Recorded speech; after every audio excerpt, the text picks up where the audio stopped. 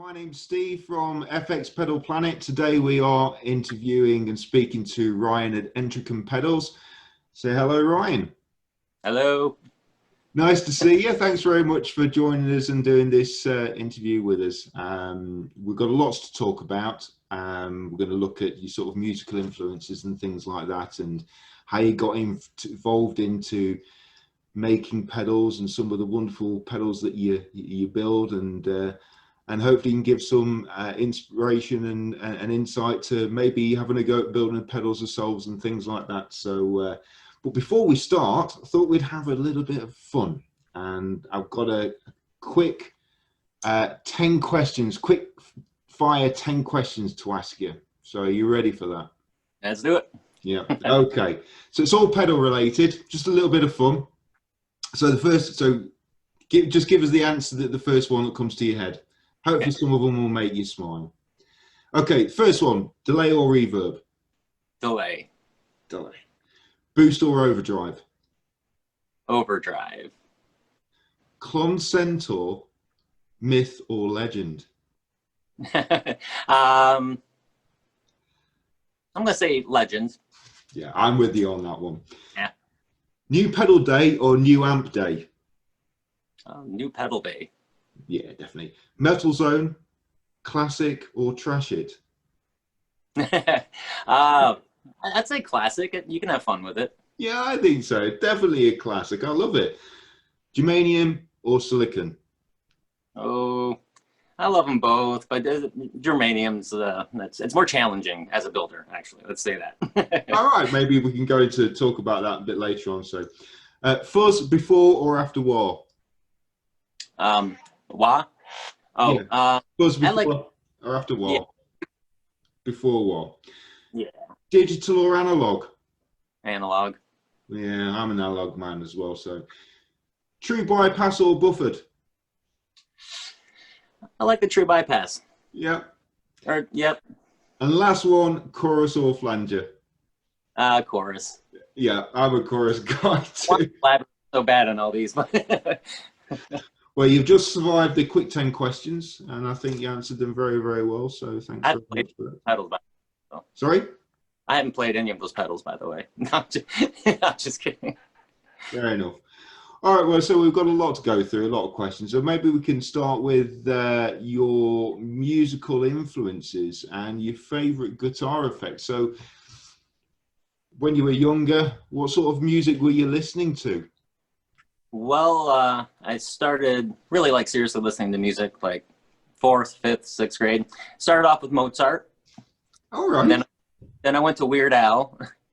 And then when I started writing songs around like 7th grade, I settled into They Might Be Giants and like Ween and Beck, a lot of multi-instrumentalists who dubbed all their music on top of each other. So that quirky kind of pop, a lot of hooks, catchy. I like that kind of stuff. Oh, very, very nice. And so what sort of guitar effects that kind of initially drew you in? I mean, there's not many guitar effects in Mozart, so where did you kind of get into the whole guitar effects sort of thing? Actually, let's see, I got it right here. This was my first pedal, the Boss Chorus Ensemble. All right. And I used it because I exclusively recorded on 4-track cassette tapes. And I needed something to thicken my voice, to kind of stereoize stuff. So I found this, and I didn't even know what pedals were. I just saw ensemble, so I figured it would make me sound like more. So that's how I thickened up my sound, and that way I could save up those precious tracks. Excellent, excellent. So was that the first guitar pedal you owned, or? Mm-hmm. Yeah.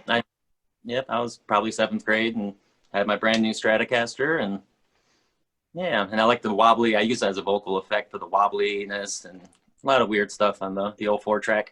Yeah, a chorus can cover a multitude of sins, can't it? Really, it's very versatile pedal, particularly on overdrive sounds. I found as well, and distorted guitar sounds as well. You know, if you add that, it sounds great. It's very often associated with just clean tones, but it's actually very useful on overdrive and distorted and gained tones as well.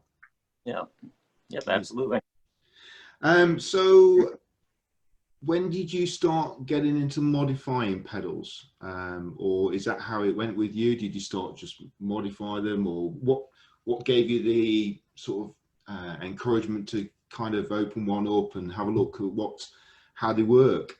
Yeah, well, I just started about a year and a half ago, and I'm not a very sciencey kind of guy. I mean, I like science, but I took an electronics course, and I did quite well. But I came out of it not even still knowing how to read a schematic, just because that's my brain's not wired that way. So I just I bought a kit, and I failed miserably at the kit, at the pedal kit.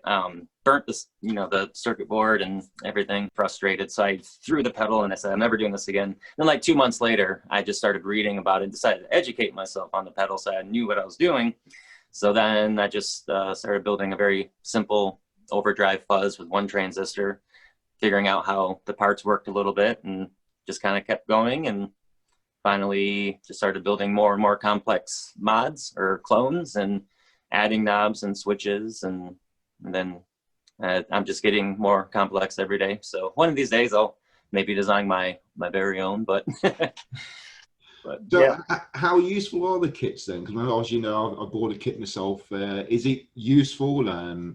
What are my chances of it's actually succeeding, you think? Well, you've got the fuzz face, right? That's right, yeah. Yeah, there's only less than 10 parts in a fuzz face. So you should be pretty good. I started off with like a 6 knob delay pedal, and that's not the way to go. There were way too many parts, and so, but yeah, but I found kind of starting from scratch better, just learning how everything works on a breadboard and understanding it, and then yeah, and then going into a kit might be helpful. But yeah, kit's a good Lego kind of exercise. Yeah. So well, teach you how to and well, you mentioned something that when you said you was practicing, and you said you actually burnt the circuit board, and that's just struck fear into something. Oh, crikey, I didn't realize you could actually burn circuit boards, but of course you can. So that's an added challenge which I'm going to have to overcome. Yeah, but it shouldn't be too bad though. I was doing like a 16-pin IC chip, so it was, it was awful, but you'd be good. Excellent. So when did you form Entrekin Pedals then, and what was the motivation behind that? I just kind of formed it to share what I was doing, and then people started expressing interest in buying them. So I decided to just, it's not like an official thing. I just have it out there. People can contact me if they want a pedal. Hoping to turn it into something more official. I'm bad at marketing myself. I'm bad at all that. I just rather make the pedals and have someone else do that. But yeah, and I'm not even stuck on Entrekin Pedals. That was just kind of a filler name, so it might evolve into something else. Who knows? But well, that's from what I've seen so far. The pedals, I mean, they look fantastic that you've got. The colours are so vibrant, and it kind of encouraged. Somebody mentioned it yesterday on one of the posts that mentioned about the colours of your enclosures. They're really eye-catching, and it kind of draws you in to want to find out more. And I think that's why, there's been some positive interactions in the group about your interview, because your enclosure's so nice. Where does that come from? Are you naturally arty, or are you doing it? Is somebody else doing the artwork? Nope, I'm doing it. I kind of got the artsy thing going on, but I like to think that that's my main thing that sets me apart too. So I get kind of tired of seeing just graphics printed off a computer and stuck on there, and the more cleaner it is, the more bored I kind of get with it. But everything with me starts off with frustration, because I'm an idealist, and if it doesn't turn out the way I envision it, then I get very angry. So all of my pedals started off with me wanting to make a nice clean finish, and that's impossible with Rust-Oleum, spray paint and lacquer and all that. So I just by accident figured out that if you spray enough paint on it and certain patterns and sand it down, and between different levels of wetness and dryness, you can reveal all these different patterns, and it kind of crackles when you spray the finish on it. And that's a fun it takes me forever to do one pedal. It's usually 10 layers of paint on there before I settle down. I'll sand it repaint it, sand it, repaint it. It takes way longer to do that than wire up the pedal. So I never realized. That's, wow. it's labor intensive. I get covered in sawdust or paint, dust or whatever. And yeah, I'm blowing it out of my nose for a good day or two. So well, I think the first time I ever saw sort of pedal enclosures like that were so colorful was the hand painted pedals of jam pedals. Yeah, I think they're made in Greece, aren't they? But yeah, that was the first time I ever saw that. And I think since then, there's been a lot of pedal manufacturers following that kind of line of sort of very creative artwork on the pedals. And it's really nice. It gives something just very unique, doesn't it? Yeah, and it's, each one's going to be different than the other. So like, I saw on one of your pedals you've got the tally charts, so that I can't remember which pedal it was. I'll have a look. I'll find it and I'll send it over to you. I'm just kind of curious as to where that actually came from, the influence of that. it had what on it? I forget what it's called. I can't remember. I'll find it out and I'll send it to you and see what you can shed some light on that. So, so where are you guys? Where are you actually based? In the Flint, Michigan area. Right. And are you supplying locally, or where your orders going out? Because you're on Etsy, is that correct? Yeah. Yep. I sold one on Etsy to a guy in Chicago. And then after that, all of my sales have been personal through Facebook or whatever. So my Etsy account doesn't really reflect how much I've been doing. So I'm going to encourage people to use Etsy so I can get those stars. Very nice. And how do you actually go about designing a pedal? And what's the process? Where do you start from? I usually start with kind of like a generic schematic I can find online. Yeah, I'm not smart enough to just kind of think up a circuit. I'm in the opinion that you need an electrical engineering degree. But I always start off with a schematic and then I just tweak it and remove knobs, add knobs, completely rework it. I can do the basic math calculations to make it all work. But no, I just like to make something that is familiar, unfamiliar. So very nice. So what sort of products and pedals do you have are you currently making at the moment? What sort of pedals do you have to offer people? On my Etsy page, I have a really nice compressor, a couple like Big Muff style fuzzes. Silicon one has like a tone bypass switch, so you can just switch out the tone, and which isn't a terribly creative mod on that one. And then I have an op amp version for sale. I have a Quarantine Double Overdrive, which are 2 tube screamers in one. That's the pedal I saw with the oh yeah, yep. the tally chart on it. I was curious as to what that actually meant. That's it. Yeah. No, that's me in the basement going crazy, marking the days off the wall because we're in quarantine. Ah. Right. Yeah. So, oh, yep. I see it now. 2 of the day. That sounds really nice. I was listening to that on a demo earlier on. A lot of your drives and your fuzzes, they seem really nicely EQ'd with, they don't seem to colour the overall tone of the guitar too much, but adding some character. Yeah. But yeah, really, really nicely EQ'd. I mean, the Quarantine pedal, I mean, could you tell us a little bit more about that and how it works and what it does? Yep.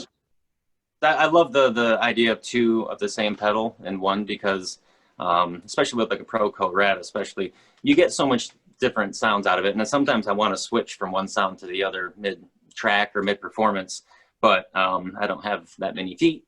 So I just do the bypass and then select between this top one, which is the TS8 tube screamer, and it's not even modified. I just wanted my own tube screamer.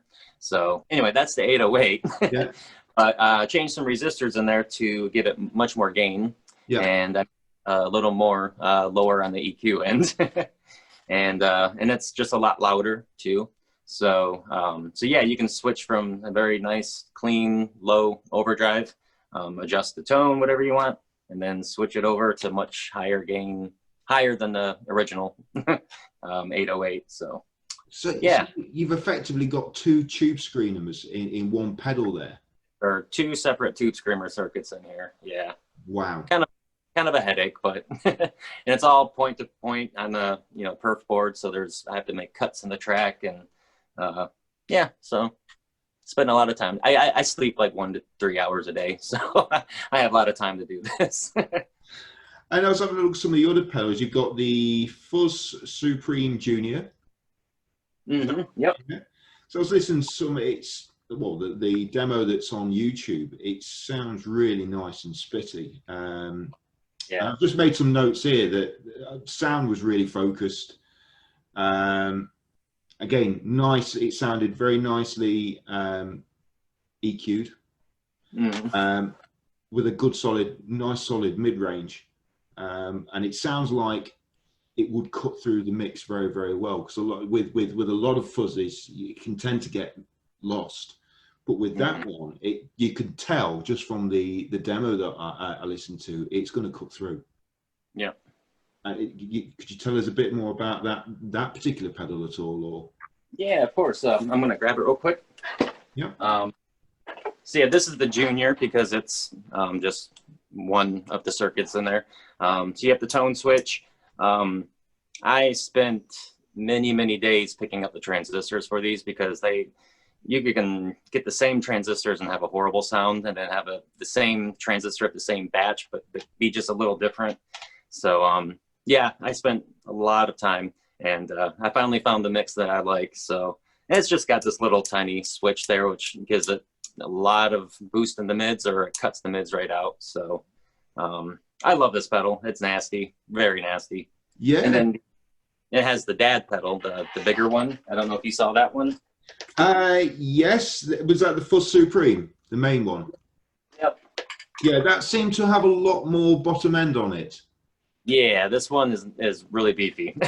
Yeah. This one, yeah, the top circuit here is just like the Junior, and then the bottom one, I just put some really nasty transistors in there, and yep, adjusted some resistors, and got it sounding really nasty. So this one you can switch between the two, and I usually split my signal into 2 different amps, and I have this fuzz on one and the other fuzz on the other, and they both interact in both ears, and yeah, it's a lot of fun. Both of them going together, that must be a behemoth type of sound. Oh yeah, one in this ear, one in that ear. I'm all about that. Yep. On the Quarantine Double Drive, a note that I made here, it just reminded me of a stack of Vox amps. It was that kind of tone. Do you know what I mean? Yeah. Really nice. But then again, if it's based on the tube screens and things like that, it reminded me very much of a Brian May type of tone, which I think he used a lot of tube screamers anyway through Voxes. So yeah, very nice. And that Fuzz Supreme, yeah. There was a bit in the demo video, where it got quite a few scoopy mids as well. But yeah, great sounding pedal. And you've got the Albatross Overdrive as well. Yep, and that's just that was an early version of a Blues Breaker. It wasn't modified too much. There was just made like a 3-way clipping switch, I think, and I just tweaked it a little bit, just having fun. It wasn't a huge departure from the original, but yeah, I just had fun. I have a lot of Moby Dick themed artwork on my pedals, so that was one of them. Where's the Moby Dick theme come from? Where's that? I just love Moby Dick. I've read it a lot. The audio book, the regular book, the children's book, the pop-up book. I have them all. Fair enough. And the isolation drill, that was the pedal with the that's the combination drive and the tremolo pedal. Is that right? Yep. I love that. Really caught my eye, or my ear rather. The trem on that is lush. Yep. It's pretty much the same trim as in the other one. I vary the transistors and all 3 circuits there, but yeah, no, it's pretty much the same circuit, just tweaked a little bit. But yeah, no, I love anything with drive in front of a tremolo. And also this works as like a booster too. You can just turn the depth and the rate down and crank the volume, hit it, and this has a nice gain stage to it. So yeah, it doubles as a couple different things there. But yeah, I'm very proud of this one. This is a nice one. Really, really nice sounding pedal. I'm just going back on the Fuzz Supreme. I noticed on the demo video I watched, it's got a switch on it. What's that? The switch do? That switches between 2 different EQ. Basically, it's one scooped and the other's boosted. So that's where I got the scooped from. Really scratchy and spitty. So that's each circuit has the same switch, so you can switch between the really boosted mids and highs and back over to the scooped. So very, I just like nice. So I mean, how would you say describe your pedals and your works and Entrekin pedals? How would you describe it? I would say just kind of like eye candy. I agree with that. Really paid much attention to the vast array of pedals I had until I took like a picture of all of them, and it was like a big bowl of candy, and I was like, oh man. But basically each pedal is completely different than the next one I make, down to the parts. I mean, I go to an electronics store where I go through a darkened warehouse with a flashlight and I pick out old capacitors, and that's a lot of fun. So each pedal is completely different, sounds a little different, looks way different, made with a lot of love. Yeah, well, you can tell that, you know, as I said, they look fantastic, you know, so hats off you to that. And yeah, they sound great as well. So what's next for yourself, sort of building pedal wise? I mean, you got more pedal ideas on the way, or without obviously letting on too much market information, but what's your plans? Well, I tend to rush forward. Like, I've got a lot of things I should be fine tuning, but the double trim, I really want to make that a thing, because I think that's a really special pedal. And I haven't seen one like that, but I'm sure there's probably one out there. But yeah, the way the 2 tremolos can interact with the different depths and the rates, I feel like that's a great opportunity to really make some improvements. But I think my winter project is to build a tube amp. Maybe that's kind of expensive, but that's something I would kind of like to get into. So I have getting some ideas going for that. So wow, blimey. So you got any sort of ideas for a tube amp? What you're talking? You're talking 30 watts, 5 watts, or 100 watt amp? What's your sort of ideas? Start off with a 10, and yeah, I'm going to use a mailbox as the cab. So you got to pull down the door and then the circuit boards. Yeah, it's gonna be good. Really nice. Yeah. Well, if I'm sure your amps are going to be as nice as your pedals. I think you're probably onto a winner. I'm sure you'll create one, and it'll encourage lots of other orders coming in, I'm sure. Yeah, that'd be great. But you write and record music as well under the name of Charming Digs. Yep. Where does that name come from? About 7th grade, when I was listening to Weird Al and They Might Be Giants. It was a sales call. It was a guy that called the house, and his name was Charmin Diggs. But I decided to soften the CH to a Charmin Diggs, and I had no intention of relating myself to toilet paper. It surprised me when somebody said, "Oh, that's toilet paper." I'm like, I didn't even think of that. But no relation to toilet paper. It's a lot of people call me Charmin. Everybody at Home Depot, they don't know my name is Ryan. So it's a lot of fun. But yeah, 7th grade is when I took it. I just adopted it, and that's stuck with me ever since. So your music, I've had to listen to some of the songs. I've just made some notes here, and some of the songs, Same Old Thing.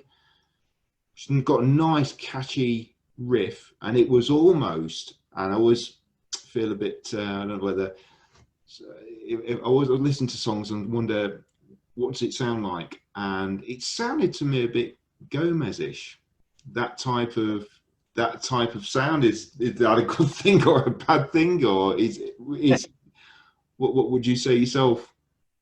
I just that was my first song that I recorded with my pedals, actually, with some of my pedals. So yeah, no, my style is completely changing. But yeah, that one has my fuzz and an overdrive and a tremolo. And yeah, it started off as just all my songs start off with me just doing gibberish into my 4-track and playing. And I started singing the same old thing, and then I just built up around it. So. Oh, excellent. And so your music and your recordings and things like that, where can people go and listen to your music? On Bandcamp, I have several-ish albums, 5 of varying degrees of goodness. But yeah, Wish I Had a Parachute is my newest one from like a year or 2 ago. But yeah, no, it's all very different than what I'm doing now. But I'm just all about the catchy, hooky, quirky. Yeah, there's a lot of catchy riffs and hooks in the music. I Wish I Had a Parachute. That was the rhythm to that was, I don't know, the first time I listened to it, it was like a shuffle reggae type of thing, and then it moved into almost sort of like folky rock type. It's a great song, and just very, very different. So some very different type of genres and of music in there. Yep. Nope. Yeah, I mean, I was listening to Zappa and then jumped to Harry Nilsson like in the week. I mean, that's the kind of guy I am. But yeah, no, I just like the quirky. I just go all around. I've got a couple saxophones and a trumpet here, which I sometimes use, and whatever I feel like making. So you're a saxophone player as well, then? Yep. Yeah, I just kind of do everything myself and dub it all over. I'm not like a master at any instrument, but I can play them all good enough to make it sound like I know what I'm doing on an album. Very good. Very good. So lastly, we've got a few questions from some of the members. Some of the questions I think we've already answered. Jessie Loff asked, how did you become interested in building pedals? But I think we've pretty much answered that one, haven't we? Yep. Just. And at what point did you and how did you decide to give designing pedals a go? But I think we've answered that one. But the third question was, what resources taught you the most in your journey from being an amateur pedal builder to sort of making it into a commercial enterprise? So what resources have you looked on? There's a lot of websites I was looking at. Like my favorites page on my iPhone is just 50 websites long. I started off just reading books about each part. And then, yeah, like generalguitargadgets.com start you off with all sorts of schematics and resorting links to what each part does. And I found one, I think his name's Joe Gore. He had a page where he walked you through a very simple schematic and showed you how to put it into an enclosure and taught you exactly step by step what each part does.